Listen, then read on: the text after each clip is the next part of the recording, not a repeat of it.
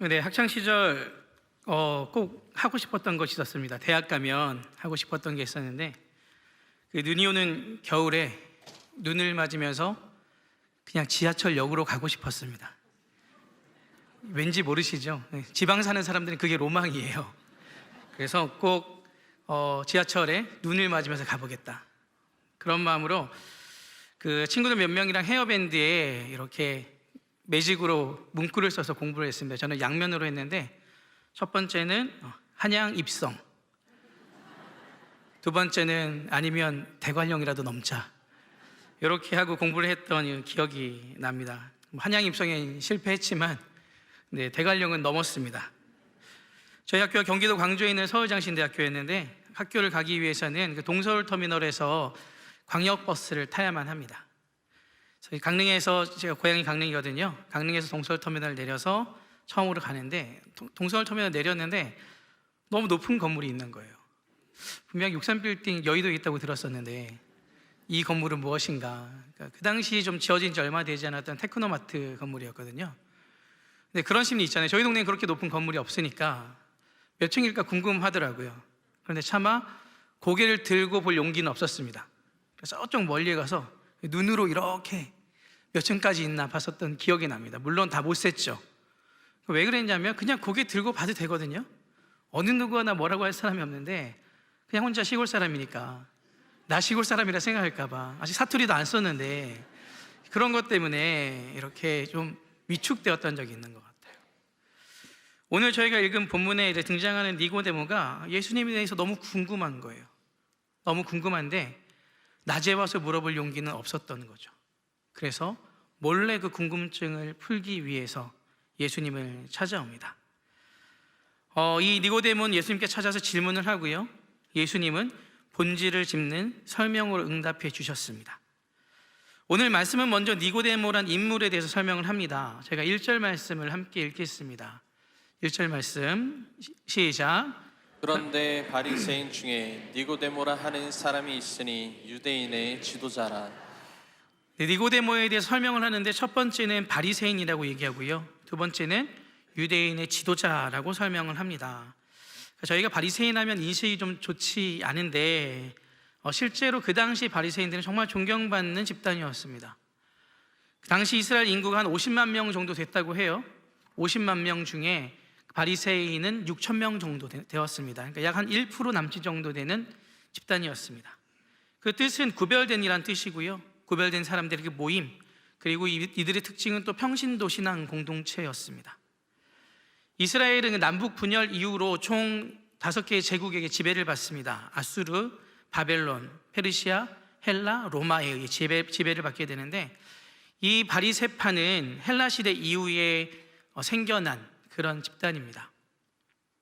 헬라의 알렉산더가 젊은 나이에 갑자기 요절하거든요. 문제는 뭐냐면 후계자를 정해놓지 않고 죽었습니다. 그래서 이 거대한 헬라 제국을 4개의 나라로 나누는데, 이스라엘이랑 관련된 나라가 2나라입니다. 북아프리카를 중심으로 한 프톨레미 왕조, 그리고 이스라엘 북쪽에 있는 시리아를 중심으로 한 셀류커스 왕조입니다. 먼저는 그 프톨레미 왕조의 영향을, 지배를 받았어요. 그런데 이 프톨레미 왕조는 이스라엘의 종교, 문화, 모든 것을 허용하였습니다. 세금만 잘 납부하면 그들의 독립적인 문화와 종교에 대해서는 터치를 하지 않았어요. 그러니까 문제가 없었겠죠. 근데 그 이후에 통치한 셀류커스 왕조는 이 이스라엘에게 헬라 문화를 이식하려고 하였습니다. 이스라엘 백성들이 가장 받아들일 수 없는 거거든요. 거기에다 그 안티오코스 에피파네스 4세는 예루살렘 성전에 제우스 신상을 세웠고요, 그리고 그곳에서 그 돼지로 제사를 지냈습니다. 이스라엘 백성들이 도저히 받아들일 수 없는 거, 제물로 드린 그 돼지를 제사를 지낸 이후에 이스라엘 백성들에게 먹도록 강요를 하였습니다. 이제 이 부분이 견딜 수가 없는 거죠. 그래서 그 모데인 지방의 제사장이었던 마따디아라는 인물 중심으로 항쟁이 펼쳐지게 되는데, 이 항쟁을 들어보셨을 겁니다. 이것을 마카비 항쟁이라고 부릅니다. 결론적으로 얘기하면 이 마카비 항쟁은 성공하였습니다. 성공하여서 그 당시에 처음으로 유다가 독재적으로 왕조가 세워집니다. 그 5대 제국에서 벗어나서 새로운 왕조가 세워지는데, 그 왕조가 하스몬 왕조입니다. 하스몬 왕조가 세워지는데 하스몬 왕조의 그 마따디아의 자식들만 큰 기여를 한 것이 아니라 온 민족이 함께 도왔잖아요. 그 중에서 아주 열심히 도왔던 무리가 있는데 이제 이 사람들을 하누카라고 부릅니다. 하누카. 하시딤이라고 하거든요. 하시딤이라고 부르고 이 성전을 찬탈하여 다시 깨끗하게 정화한 사건을 저희 이제 수전절이라고 부릅니다. 들어보셨죠? 수전절 하누카라고 하는데 이것을 이제 다시 왕권을 처음 세웠던 왕조를 세웠던데 일조한 사람들이 하시딤입니다. 하시딤. 굉장히 많이 도와줬겠죠. 근데 문제가 무엇이냐면 이스라엘 유대 왕조가 이제 하스몬 왕조가 세워졌는데 이 마따디아 이 지파가 사람들이 레위 지파이긴 했으나 아론의 자손들이 아니었거든요. 그러니까 이 사람들은 대제사장의 자리는 맡을 수가 없습니다. 욕심을 낸 거예요. 왕권만 가졌으면 됐는데 이 사람들이 대제사장 자리까지 함께 그 역할을 하려고 했던 거죠. 그러니 그 협력해서 도왔던 하시딤 그 부류들이 견딜 수가 없는 거예요. 그래서 단절을 선언합니다.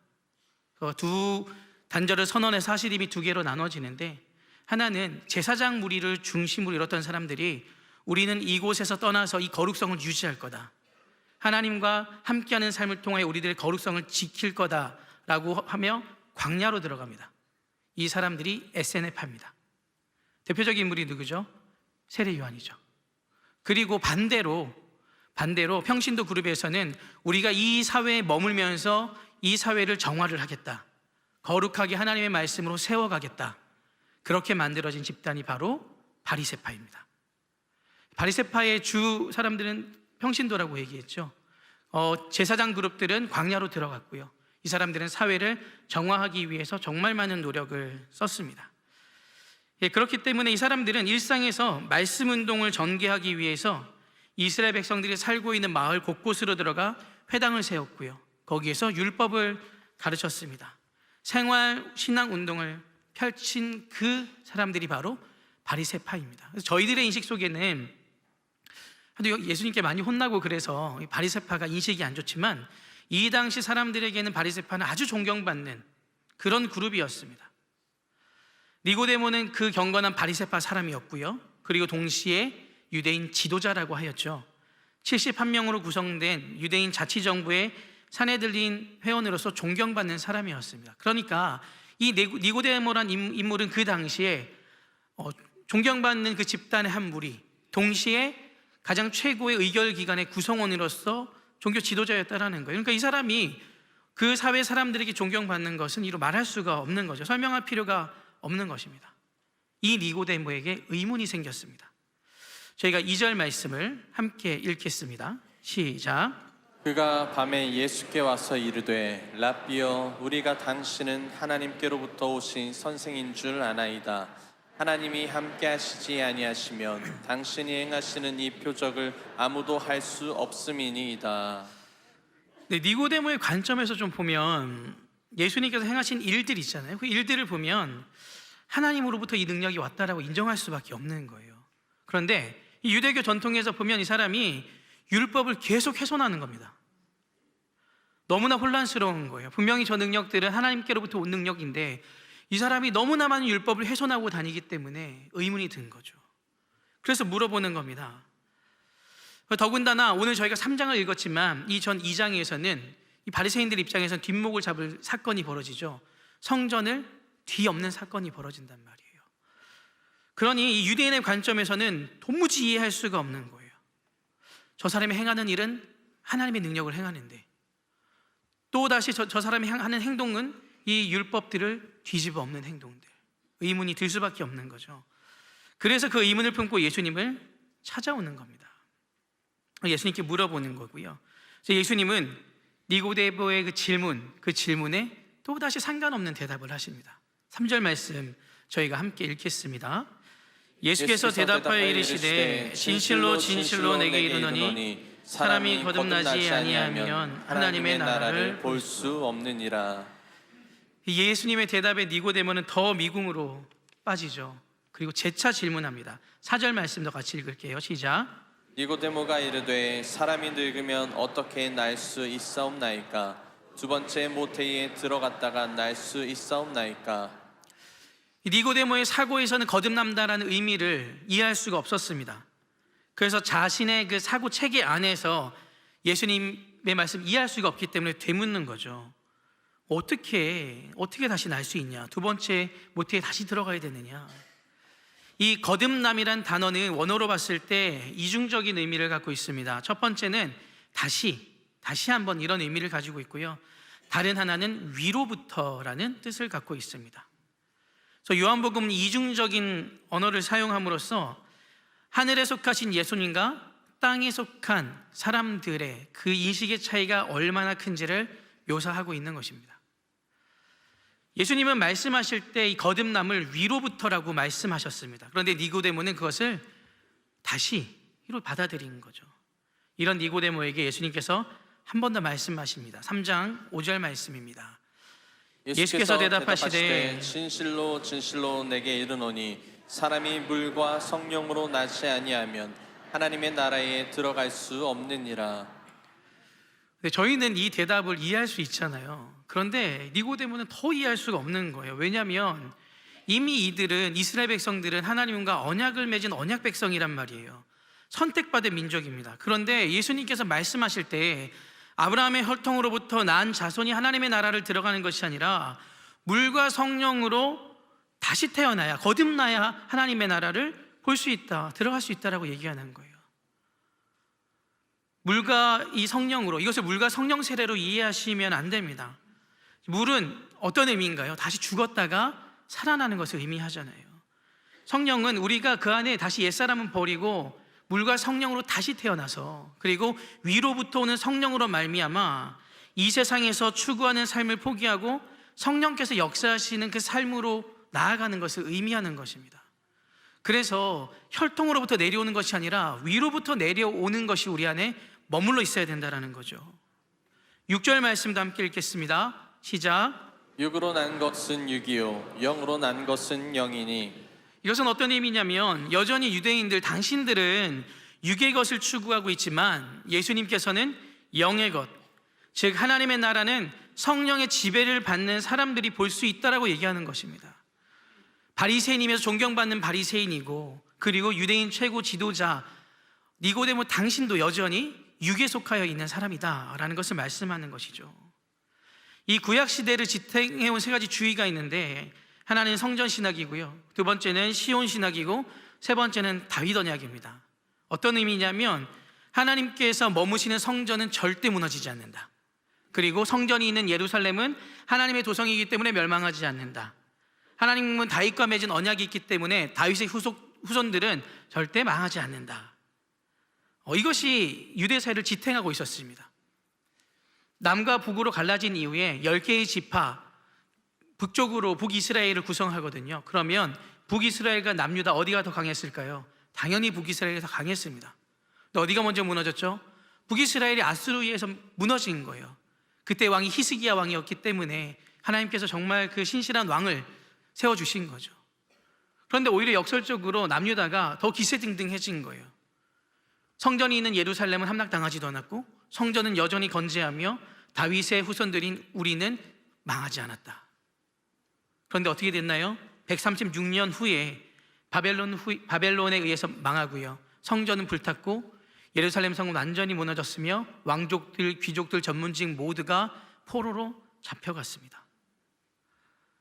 이 사람들에게 가장 큰 것은 무엇이었냐면 하나님과의 이별이었어요. 역설적이게도 하나님을 떠나서 망했는데 하나님과의 이별이 이들은 가장 두려웠던 겁니다. 왜 그런 생각을 했냐면, 하나님은 어디 계시니까요? 이 사람들 생각에는 그렇죠, 성전에 계시고 예루살렘에 계신데 성전은 불탔고 예루살렘은 망했거든요. 이들의 인식 세국에서는 이해할 수가 없는 거예요. 그런데 바벨론으로 가서 완전히 망한 다음에 알게 된 거죠. 하나님께서 그발강가에서 에스겔을 찾아오실 때 에스겔이 충격을 받습니다. 하나님이 여기에 계시네, 이곳에도 계시는구나. 그때부터 새로운 패러다임으로 전환이 됩니다. 구전으로 내려오던 그 말씀들을, 파편적으로 전해오던 말씀들을 모읍니다. 하나님께 온전하게 순종하기 위해서는 하나님의 뜻이 무엇인지 먼저 알아야만 했기 때문에 바벨론 포로로 잡혀가서 말씀들을 수집하기 시작합니다. 지금 우리가 보고 있는 오경도 그때 최종으로 편집되었습니다. 그것이 바로 포로기 이후입니다. 육체적으로는 가장 힘들던 시기였는데 신학적으로는 가장 풍성한 시기였고요. 육신으로는 너무나 피폐하고 비참한 상황이었지만 하나님과는 가장 가까운 시기였습니다. 그리고 이때 이스라엘의 언약이 다시 회복이 됩니다. 언약에 충실하기 위해 말씀을 수집하고 그 말씀을 가르쳤습니다. 그래서 신앙적으로 풍성했던 시기가 바로 바벨론 포로기입니다.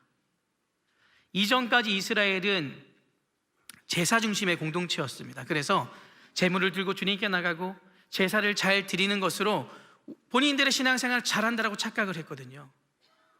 그런데 바벨론 포로 이후로 변화되는 겁니다. 이 제사 중심의 공동체에서 말씀 중심의 공동체, 그리고 이 말씀을 전하는 것, 말씀대로 살아가려고 하는 공동체로 바뀝니다. 망한 그곳에서 새롭게 생명과 언약이 맺어진 겁니다. 그래서 포로기 때 돌아온 사람들보다 돌아오지 않은 사람들이 더 많은 거예요. 곳곳에 회당이 세워졌고 거기서 하나님의 말씀이 강론되고 말씀을 가르치고 배웠기 때문입니다.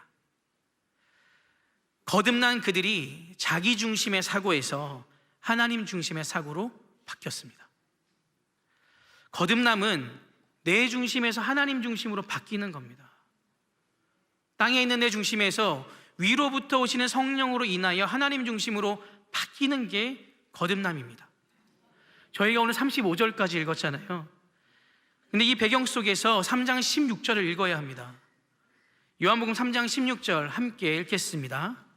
하나님이 세상을 이처럼 사랑하사 독생자를 주셨으니 이는 그를 믿는 자마다 멸망하지 않고 영생을 얻게 하려 하심이라. 저희가 창세기 1장 1절과 함께 가장 많이 암송하고 있는 구절이잖아요. 어린 시절부터 교회 학교에서 계속 이 3장 16절부터 암송했던 것 같아요. 노래에 붙여서 외우기도 했고요. 그때 선생님이 항상 교회 학교 선생님이 강조하셨던 부분이 있는데 이렇게 물으셨습니다. 예수님이 누굴 위해 돌아가셨다고요? 대답해 주시겠어요? 그렇죠. 네, 나를 위해서 돌아가셨다라고 저 배웠어요, 어렸을 때. 근데 그때 우리라고 하면 땡! 아니야! 나야! 그렇게 강조하셨거든요. 그만큼 나를 사랑하시고 우리 한 사람 한 사람에게 집중하고 있다는 의미겠죠. 지금 대부분 다 나라고 말씀하셨잖아요.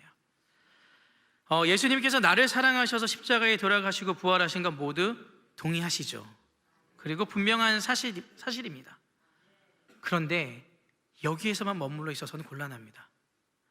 하나님의 관심은 더 넓습니다. 나의 관심은 나지만, 그래서 하나님께서 나를 도와주길 바라고 나를 위로해 주시길 바라고 내가 평안하길 도와주셔야 하고, 온통 하나님과 나의 관계 속에서 우선순위와 관심이 나일 때가 우리 삶에 훨씬 더 많다라는 거예요. 하나님의 관심은 하나님께서 사랑하시는 나에게도 분명히 있습니다. 그런데 요한복음 3장 17절은 훨씬 더 하나님의 관심이 포괄적이라고 말해주고 있어요. 3장 17절 말씀도 저희가 함께 읽겠습니다.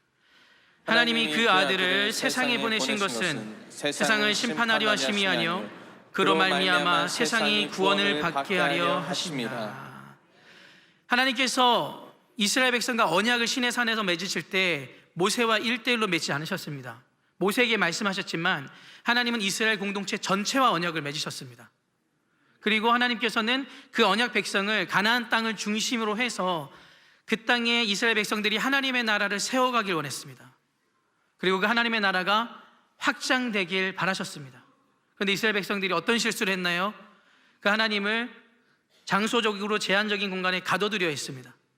하나님은 우리만의 하나님이라고 하나님을 끌어당겼습니다. 그렇게 할 수 없는 하나님이거든요. 공간 속에 가둘 수 없는 하나님이고요.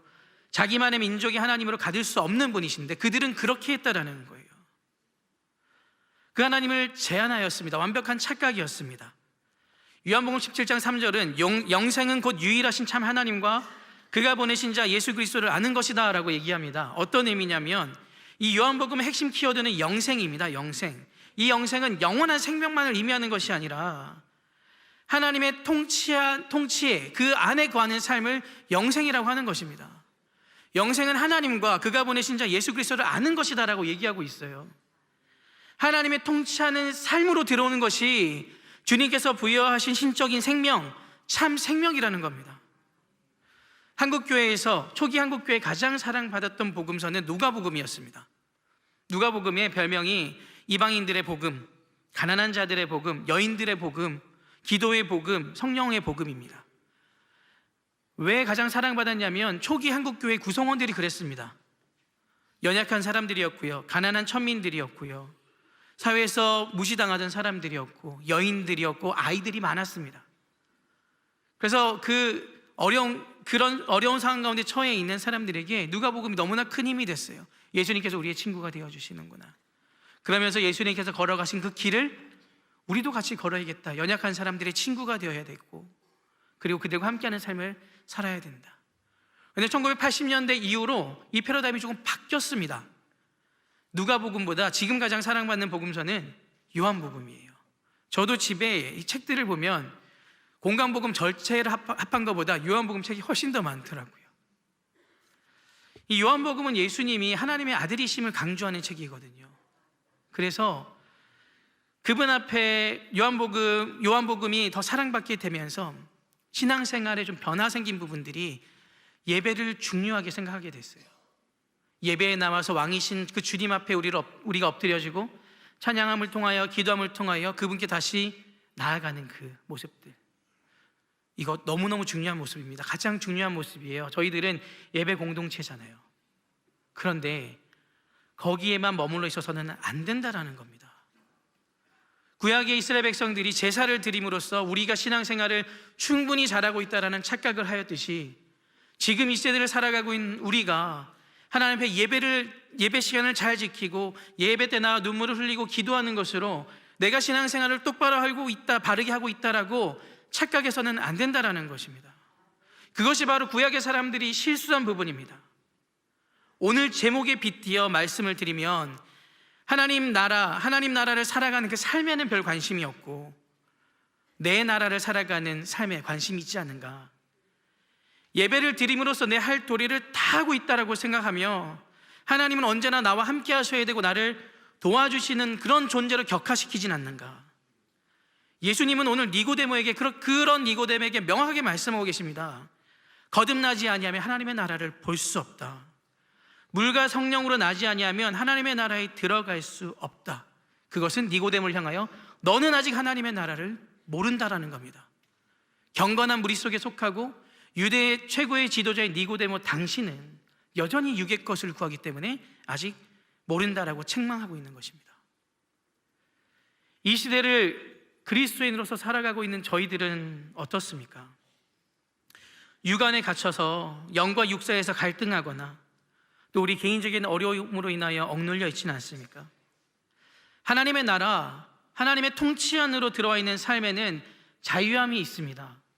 고린도후서 3장 17절에 주는 영이시니 주의 영이 계신 곳에는 자유가 있느니라 라고 기록되어 있습니다. 이 자유는 어떤 자유냐면 세상의 가치관으로부터 자유입니다. 세상의 판단으로부터의 자유입니다. 우리가 그 주의 영으로 충만하게 되면 더 이상 그것을 쫓아가지 않습니다. 주님이 주시는 그 은혜 가운데 자유를 누리기 때문입니다. 요한복음 8장 32절에 진리를 알시니 진리가 너희를 자유하게 하리라 라고 기록되어 있습니다. 여기서도 어떤 자유입니까? 진리 안에 있을 때 그 진리가 우리를 자유하게 한다는 거예요. 주님이 영이 계신 그곳에 자유함이 있다는 겁니다. 하나님의 말씀으로 세상을 새로 바라보게 되는 겁니다. 주의 영 안에 거하면 하나님의 말씀에 근거해서 새로운 삶을 살아가게 되는 것이고요. 더 이상 세상 속에서 오는 갈등들로부터 저희들이 얽매여지지 않습니다. 하나님의 통치를 기뻐하는 자로 변화된다는 것입니다. 그래서 재정에 억눌리고 관계에 억눌리고 비교에 억눌리는 그런 모든 곳에서 자유를 누릴 수가 있습니다. 바울은 율법에 눌려 있었던 사람이에요.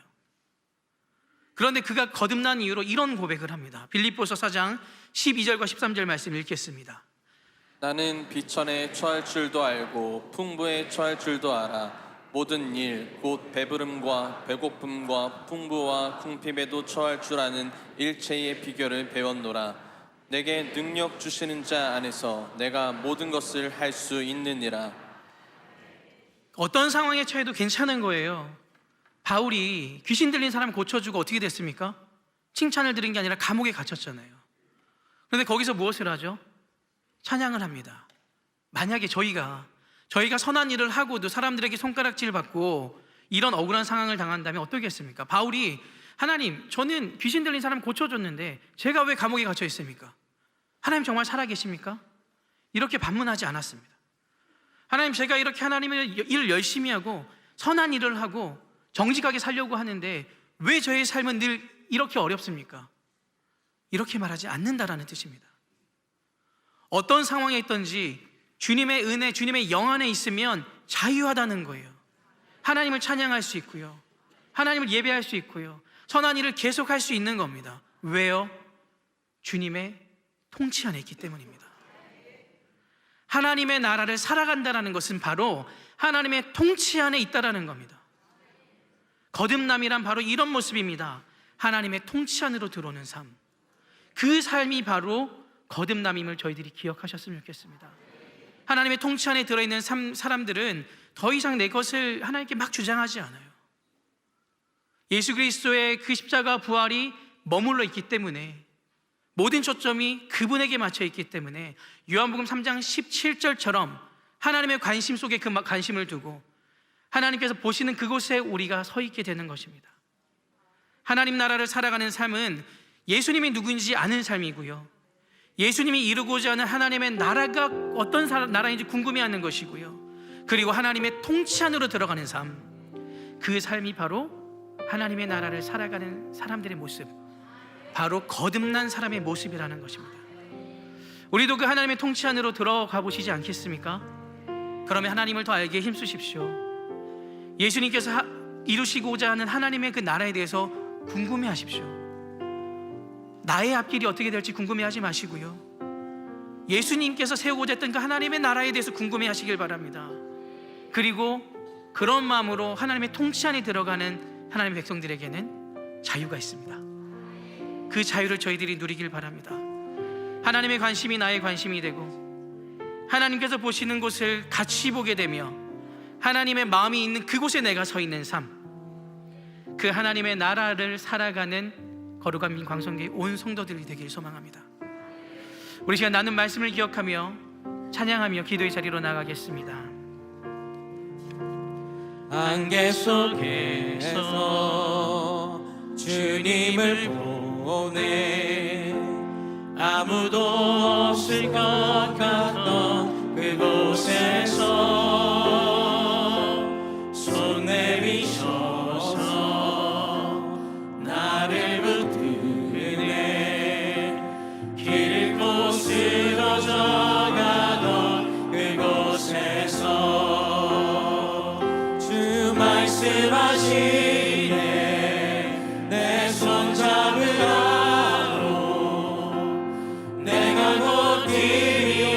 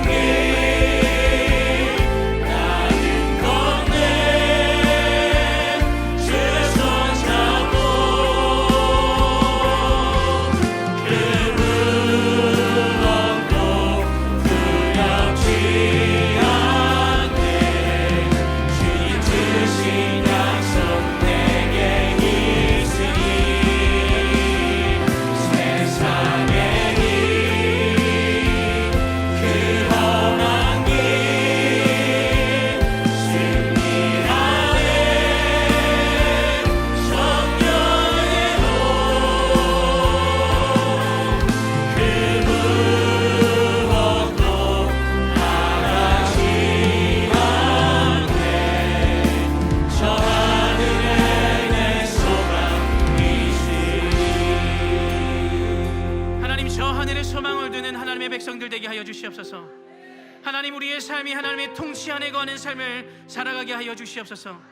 예수님께서 이루고자 했던 하나님의 나라가 무엇인지 궁금하게 하여 주시고 그 하나님의 나라를 함께 찾아가게 하여 주시옵소서. 하나님, 나의 것을 추구하는 삶이 주님 앞에 내려지고 하나님의 통치 안으로 거하면서 이 땅에서 하나님의 나라를 살아가는 거룩한 미강성교회 온 성도들 되게 하여 주시옵소서. 그 길이 예수님께서 걸어가셨던 길입니다. 주님께서 우리와 동행하신다라고 말씀하십니다. 그 주님을 신뢰하게 하시고 오직 그분만 바라보며 한 걸음 한 걸음 하나님의 나라에서 살아가는 우리가 되도록 성령께서 역사하여 주시옵소서. 함께 하실 주님을 의지합니다. 예수 그리스도 이름으로 기도합니다.